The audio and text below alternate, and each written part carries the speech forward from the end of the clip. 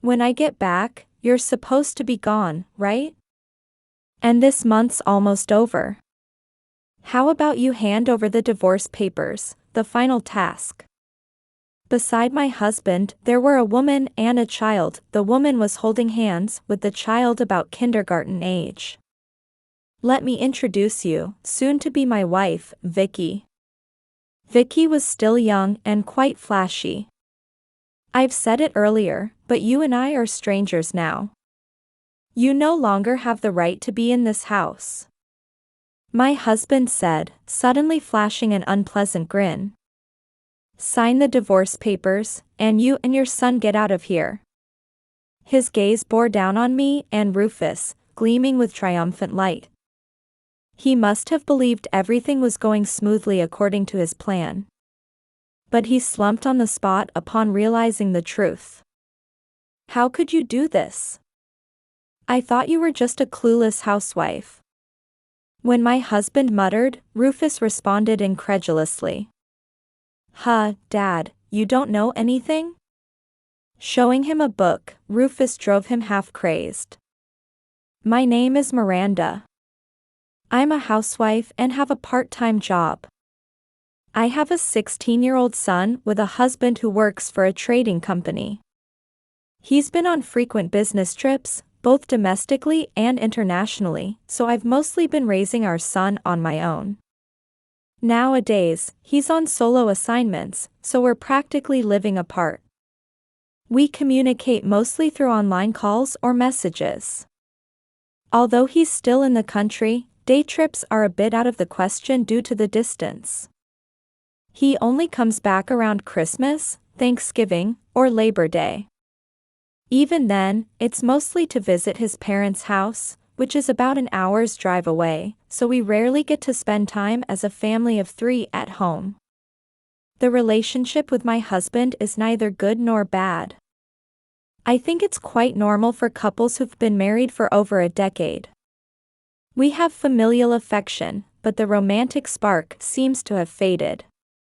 My husband works for a reputed trading company, so we've never faced financial difficulties.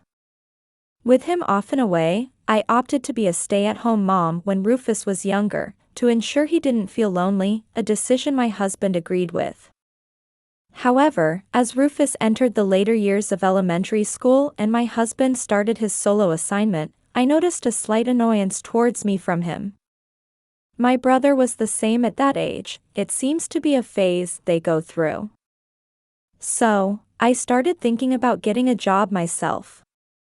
It's okay, if you want to work, but I don't want to be seen as a useless man, was my husband's first reaction when I discussed working. Choose something that aligns with your hobbies or gives you a sense of progression. While I thought any job would do as long as it suited me, I considered my husband's opinion and decided to work as an assistant at a flower arrangement class. I have a teaching certificate in flower arrangement, and since my husband's job involves dealing with people from overseas, I thought it would be beneficial. That's great. It'll come in handy if I get transferred overseas. My husband agreed, so I've been continuing with that job since then. Although we don't face financial struggles, I still want to have a thorough discussion with my husband about Rufus's future. I've been thinking we need to have a proper talk about the future. My husband's response put me at ease. Rufus is a freshman in high school, and he'll be moving up to sophomore year this fall. It's about time he started seriously thinking about his future path. They're talking about me going back to headquarters this fall. It's perfect timing with the whole advancing to the next grade thing.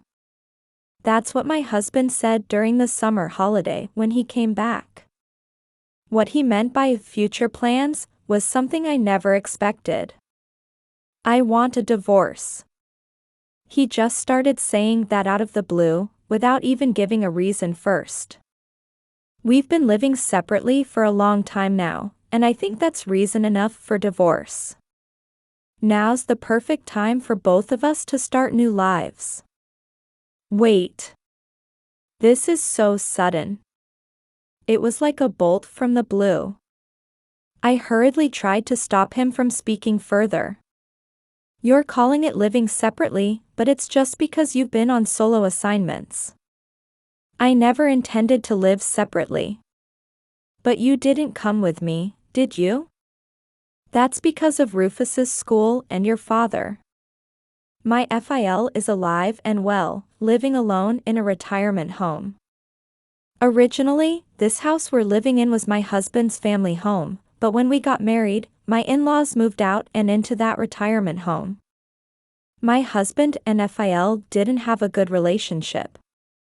While my MIL was alive, my husband still kept in touch with his parents, but after she passed away, he completely cut off contact. I told you to leave him alone, didn't I? He's in a proper facility, and we don't need to take care of him. But I can't just leave him like that. The strained relationship between my husband and his father wasn't due to any particular big reason. It was just an accumulation of small things over the years. Even though my FIL and late MIL were both really nice people. So I had gotten along well with both of them and kept in touch with my FIL even after he was left alone. I also visited his retirement home from time to time. You did that on your own, right? I never asked you to do that. That's true, but it's not so easy to just brush it off. And what about Rufus's school? You could have transferred him if you really wanted to. Didn't you say you wanted Rufus to go to that school? Rufus took the entrance exam and entered a private school with a combined elementary and junior high school. I did want that, but even so, if you really wanted to, you could have transferred him, right? But you can't just do something like that. So basically, you didn't choose to live with me.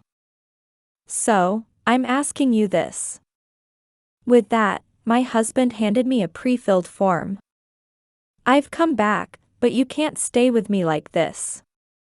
I'll stay in a hotel or something. With that final statement, my husband left the house. I was left dumbfounded. Why aren't the lights on?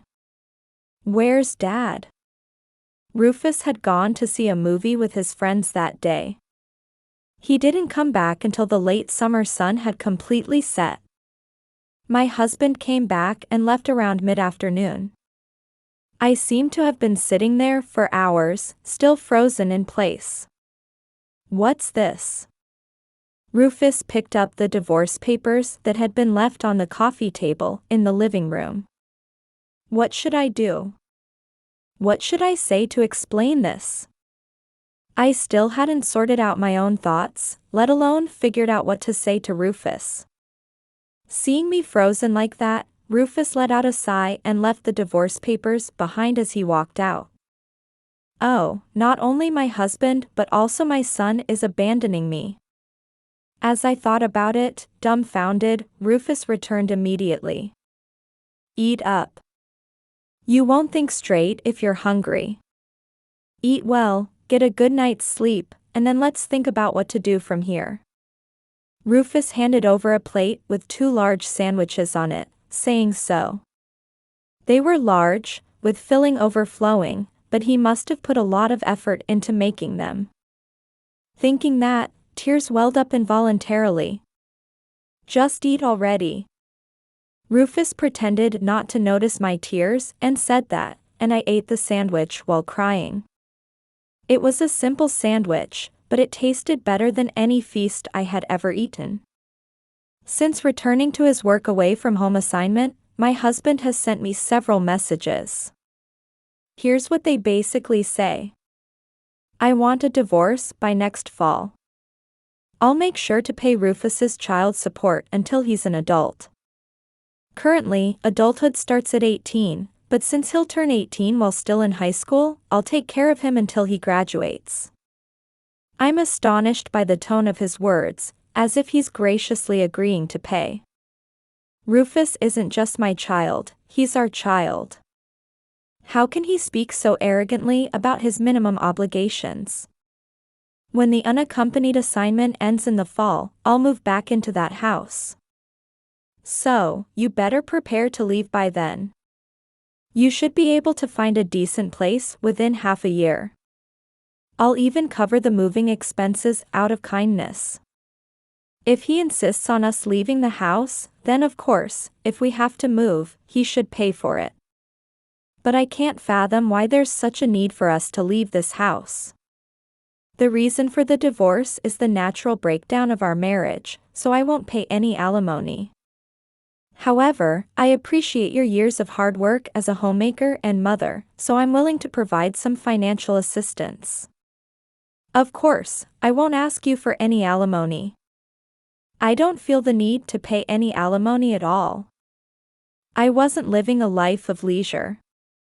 While it's true we lived apart, whenever my husband couldn't return here, I visited his temporary assignment location with Rufus, and we lived as a normal family. The idea of a natural breakdown is simply unacceptable. If you can't support yourself with your current job, I'm willing to help you find another one. But if that happens, you'll have to leave this town. I'm sure you wouldn't want to run into me. My job as a floral arrangement assistant alone isn't enough to support myself. But I can't accept being asked to leave this town and find work elsewhere. Why should I have to do that? I'll transfer custody of Rufus to you. He'll probably feel more comfortable with you, considering you've been living together for years. Besides, he's almost an adult, he won't need to rely on his parents forever.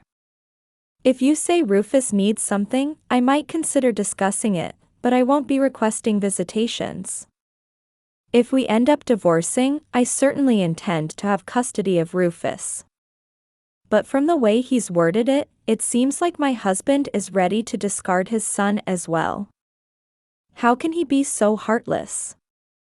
I can't imagine how much it would hurt Rufus if he knew about all of this. After reading through everything, I let out a sigh. There's not a single reason I can find to agree with any of this. What a selfish stance to take. When he first told me about the divorce, I was shocked and devastated, but now I'm starting to think that I don't want anything to do with such a selfish person. I went to his temporary assignment to talk to my husband. It's work hours, but I have the spare key to the apartment. When I entered, the room was as tidy as always, with no signs of life. He's always been meticulous, but it really looks like a model room. As I waited in the room, my husband came home in the evening. So, you came. If you were coming, you should have let me know. He said it grumpily. Did you bring the divorce papers for me that you signed today? I'm fine with it, so you can just submit them yourself. He didn't even glance at me, just took off his suit jacket and loosened his tie. He hung them all neatly on hangers, pulling them to smooth out any wrinkles. This person was always like that. I remember the time we lived together. Everything was neat and tidy, without a single flaw. Maybe it's a surprise inspection for women? If so, that's a shame. Certainly, there's no sign of that at all. What did you do for dinner? I already ate. It's pretty much always like this. When was the last time we enjoyed home-cooked meals at home? My husband said sarcastically, then took a cold beer from the fridge, sat down at the table, and started drinking. You get it, right? Why I said I want a divorce. I'm tired of living like this for years. Well, you should have told me you wanted me to come. With Rufus there, and you starting to work even part-time, there's a rhythm to life. I can't just ask you to throw it all away. My husband said, taking another sip of beer. After living like this for a while, one day I just thought, maybe we don't need a family after all. He seems to be insisting that the cause of the divorce is our separate lives due to his temporary assignment. Well, then, can you at least wait until Rufus graduates from high school? It's just 2 more years, or rather, 1.5. No, it has to be by next fall. What's so special about that fall? My husband reacted slightly to these words I blurted out. I told you, I'll be returning to headquarters. I thought it was a good opportunity. Can't we at least spend the last year as a family? No, it has to be by next fall. The discussion reached an impasse, and my husband's insistence was clear. He wanted a divorce by next fall, no matter what. Unable to do anything, I left my husband's room and stayed in a hotel that day, deciding to leave the next day. I couldn't bear waiting in that room with my husband. I stopped visiting him after that. It was pointless, I realized. We communicated through recorded messages, and I began to take action for the autumn. First, discussing the parts of my husband's proposal that I couldn't accept. I want him to pay Rufus's tuition until he graduates from college. If he refuses, I won't sign the divorce papers. Then an angry call came. I said until he's an adult. If you don't like that, I won't pay a penny of Rufus's support after the divorce. That's impossible. Until we file for divorce, we're still married. Besides, you have a legal obligation to support Rufus until he's an adult. After several exchanges on this matter, my husband finally gave in. Fine, I'll pay for Rufus's tuition until he graduates from college. But only for 4 years. If he repeats a year or something, I won't pay for anything beyond that. Okay, I understand. I'll count on you for the next 4 years. And please make sure to formalize it in writing. Do you not trust me? Of course not, there's no way I could. Suddenly presenting a divorce for such a reason. If it's not properly documented, who knows when he might change his mind. If you won't listen, we'll go to divorce mediation. If we can't settle it there, then it's off to court. After I said that, he brought the paperwork. Instead, I won't pay any consolation money for the divorce. Fine, that's perfectly fine with me. Of course, I won't pay either. Got it. Then hurry up and file for divorce. Each time he spoke, I pointed out the parts of the divorce terms that I couldn't agree with. Now, about the division of assets, I expect that to be done properly as well. I supported you while you were unemployed, and you still intend to take more from me? I wasn't just being supported by you, I was raising our child. If you're going to call that being a jobless parasite, let's settle it in mediation or court. With that, my husband reluctantly agreed to the division of assets, and of course, we had it notarized. My husband had a high income, so it amounted to a considerable sum. That should be enough. Hurry up and file for divorce. Well, it's fine until next fall, right? There might still be something left to do, so please wait. If you think I'll withdraw the divorce just because you drag it out like this, you're mistaken. As autumn approaches, my husband becomes increasingly irritable. Why are you so worked up? A little delay won't hurt, will it? It's a big deal. Do you have some urgent reason for rushing this? If you do, tell me, and I'll consider it. Even if I offered concessions, he insisted there wasn't such a thing. Then I don't think there's any problem if I don't agree to the divorce until I'm satisfied. Well, for now, I'm the one in control. I'll let it drag on until I'm satisfied. While I hesitated to sign the divorce papers, I continued to make progress on various matters, and several months passed quickly. When will you finally submit the divorce papers? Summer has already begun. My husband, who hadn't returned even on Memorial Day, sounded impatient. Well, summer has arrived indeed. But there's still 3 months until fall. And a little delay shouldn't be a problem, I think. Even so, I'm telling you to file for divorce by the end of the fiscal year. I want to be divorced by the time I return to headquarters. Even if you say that, I'm not able to make up my mind right away, and there are many things to do. I evaded my husband's demands with ease. And by the way, have you already decided on a place to live? Don't worry, that's already taken care of. Good to know.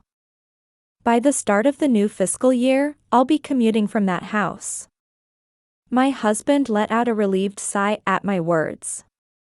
Please be careful on your way back. Sure, but remember, both you and Rufus will be leaving that house when I return. I won't be coming back to you, so keep that in mind. I didn't need to be told that. I had no intention of accepting him as family anymore.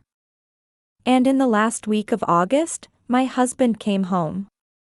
While many agreements had been made, the divorce papers still hadn't been submitted.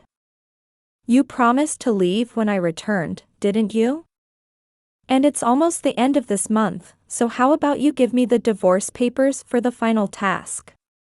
Next to him, there was a woman and a child. The woman was holding hands with a child about kindergarten age. Let me introduce you. This is soon to be my wife, Vicki. Vicki was still young and quite flashy. Nice to meet you. Is that your son over there? Vicki, feeling somewhat embarrassed, gently hid the child behind her. Excuse me, what's your name? Hey, cut it out. It's none of your business. My husband also defended the child and said that to me.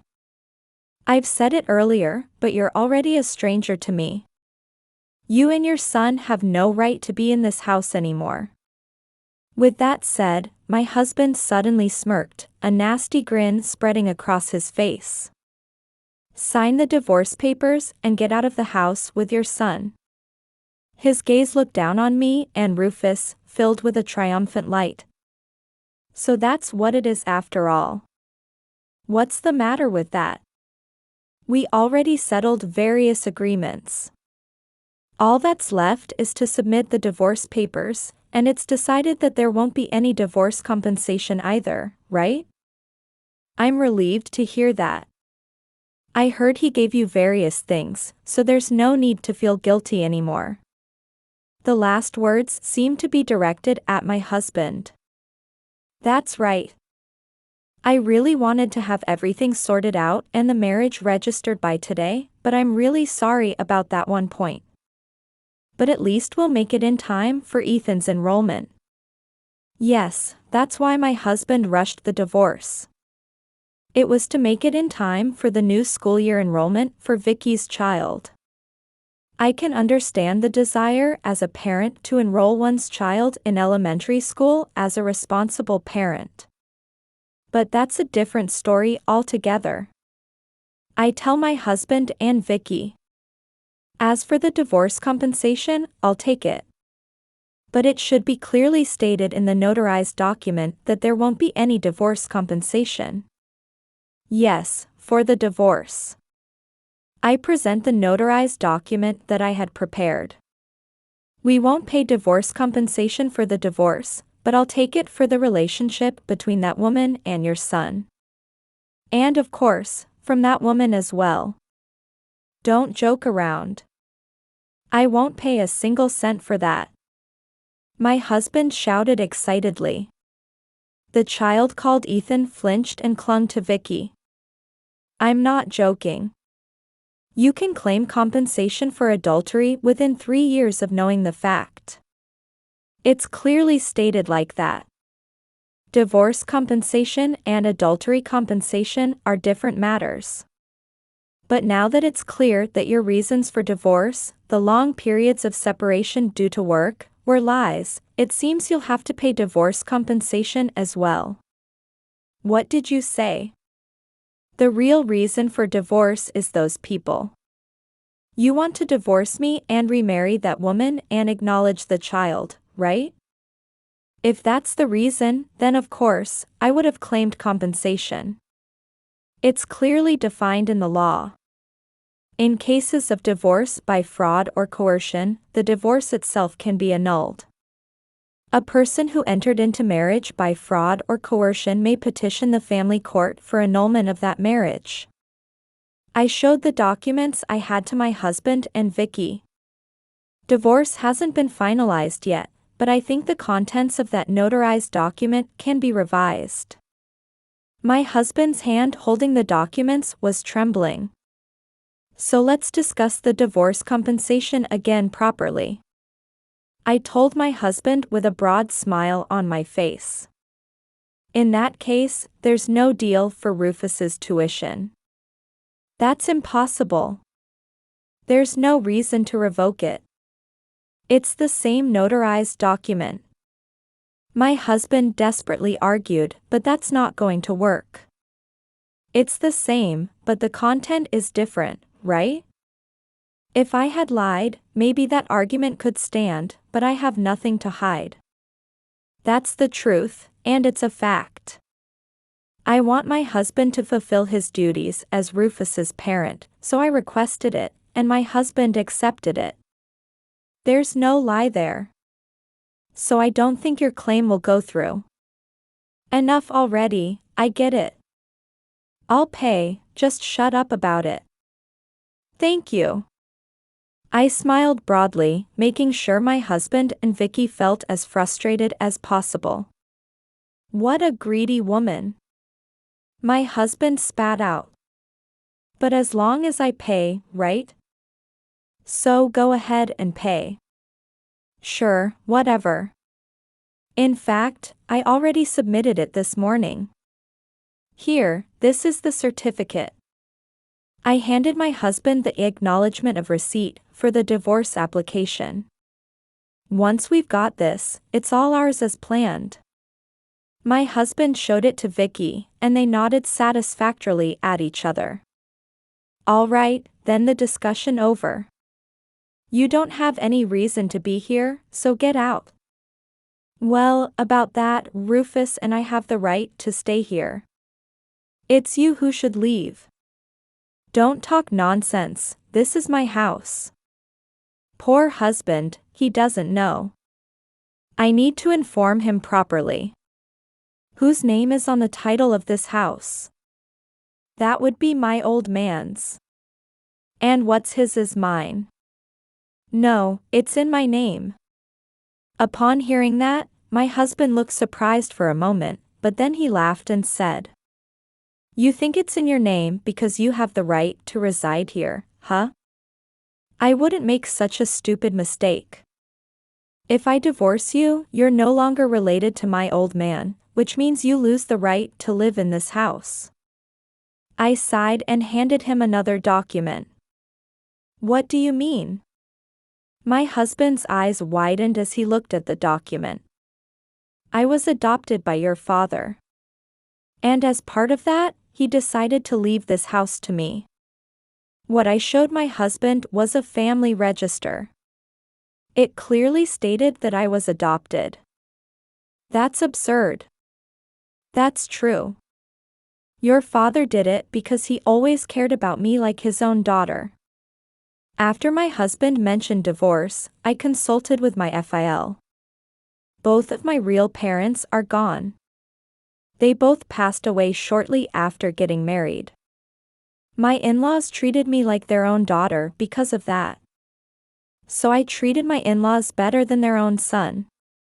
My FIL told me to investigate properly and used a private detective to do so. As a result, I found out that my husband had a hidden child with another woman. So, you wanted to work away from home just to live with that person you've been involved with before, right? Vicki was working as a hostess at a nightclub when she met my husband. She was only 20 at the time, but she quickly bonded with my husband and they became close. Then she got pregnant. My husband thought it over and decided to lead a double life to live with Vicki and their child. I visited your work away from home several times, but I couldn't see any trace of a woman at all. My husband had 2 houses at his unaccompanied assignment destination. One was the sweet home to live with those people. The other was a camouflage to deceive us when we visited, to hide the fact that there was a woman there. After my husband went on an unaccompanied assignment, I went to visit him with Rufus many times. I was always impressed by how neat it was, but of course, since he wasn't actually living there, it was the same as not living there at all. My husband even installed cameras in that house and set it up so that he would be notified if anyone entered the room. When your father found out about it, he was furious and said he wouldn't leave you anything, it would all go to Rufus. Then he offered to adopt me. Seriously? My husband must have believed that everything was going according to his plan, but he collapsed when he found out the truth. Do you understand what disinheritance means? Your father is going through that process. What's that? In simple terms, it means removing you as a legal heir to your father. If the family court approves it, you will no longer be a legal heir, and the inheritance will go to Rufus through intestate succession. When the inheritor who is to leave the property behind wishes to exclude the inheritor who holds the right for some reason, there is a way to exclude them from inheritance. In this situation, my husband is almost estranged from his father, and the father decided to take this action because of the husband's excessively cruel treatment of his wife and child. When the deceased has assets, there are rights to the illegitimate heirs, who are presumed to be intestate heirs, after the deceased's death. It's the last resort when you don't even want to hand over the minimum assets. My FIL said he would do that out of gratitude for the years of friction with my husband, his gratitude for me being there for instead of his son, and his apology for my husband's actions. When my husband loses his qualification as an heir, Rufus, as his grandson, will be recognized as an intestate heir through intestate succession. However, if my husband is dissatisfied with that decision, it will be disputed in court. For that possibility, my FIL decided to adopt me and give me this house as an advance inheritance. He decided to do that after consulting with your father. How could you do such a thing? I thought you were just a housewife who didn't know anything. My husband muttered, and Rufus responded incredulously. Huh, Dad, you didn't know anything about this? Rufus handed a book to my husband. What's this book, The Splendid Deductions of Mrs. Rose? Oh, I know it. It's a popular novel right now, about to be adapted into an anime soon. I've been reading it too, I love it. It's a book my mom wrote. She studied a lot to write it, got pretty knowledgeable about law and stuff in the process. Rufus's words left the two of them stunned. I certainly appeared to be just a naive housewife who hadn't done anything, as my husband believed. But writing was my secret passion, and I continued to post novels on a writing website without my husband noticing. I wrote a series set in the flower arrangement class where I worked part-time, featuring a housewife assistant known as Mrs. Rose, who solves challenging mysteries one after another. It became a huge hit.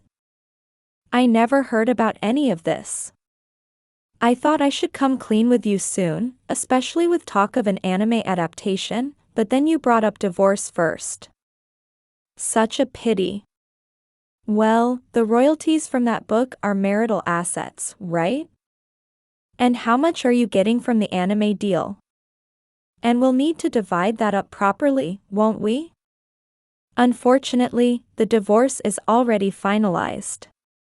The royalties and anime earnings have nothing to do with you anymore.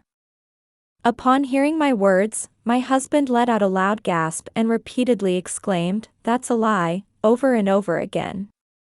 Unbelievable. After years of trying to deceive and belittle me, you suddenly see value in me? If you have any issues, please consult a lawyer from now on. Now, get out of here. So, I kicked my husband and Vicki out of the house right away. I felt sorry for little Ethan, but there was nothing I could do for him. My husband sent multiple requests for reconciliation, but there was no way I was going to accept that. More importantly, recognize Ethan properly. He's starting school soon, right? It's not fair to leave him hanging like this forever. After that, Vicki also pressured him to recognize Ethan, and they eventually got married and became proper parents. It was only natural for the sake of their responsible child. After the elementary school entrance ceremony was over, I waited for things to settle on their end before sending a registered letter regarding the alimony. After all, it was years of infidelity and leading a double life. The amount of alimony was substantial. You're making quite a fortune, aren't you? Then how about reducing the alimony? Forget about it. Such a ridiculous request was promptly rejected, of course. Regardless of who I am, there's no denying you've hurt me deeply. Alimony is money to compensate for that hurt, to express an apology in terms of money. It's unrelated to my income. When I threatened further rejection leading to a trial, he paid up obediently. He seemed to have borrowed the alimony for 2 people from the company. Though he managed to borrow money from the company, his actions were eventually exposed. Moreover, the offer for a job assignment away from home was apparently for this purpose. The mills of the gods grind slowly, but they grind exceedingly fine. God sees everything, as they say. The company's higher-ups were furious at being used for such immoral purposes. As a result, he was demoted and transferred to a subsidiary in a rural area. His salary decreased, and now both of them were working desperately to repay the debt. But ultimately, it was for the best.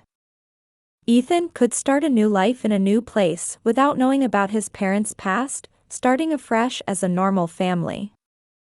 No innocent child would suffer for their parents' actions. As for me, after the divorce, my works were adapted into anime as planned and became quite a sensation. Merchandise was also released, and in this era where ebooks are becoming more dominant, the printed books sold with bonuses became a big hit. The editors keep pressing for the next work. With my busy life, I have no room to dwell on past emotional wounds or reminisce. My animated work has also been broadcast overseas, generating significant feedback. Despite everything Rufus had been through, he grew up straight and honest. He said he would be searching for what he really wanted to do, what he was good at, during his 4 years of university. It's my life anyway, so I won't rely on Mom. Despite his cheekiness, as a parent, I would be happy if he relied on me a little more. For now, I might as well write a new story with a cheeky college student as the protagonist. I have a feeling the next work will be a hit too. While watching my dependable son, I can't help but think such thoughts on my own.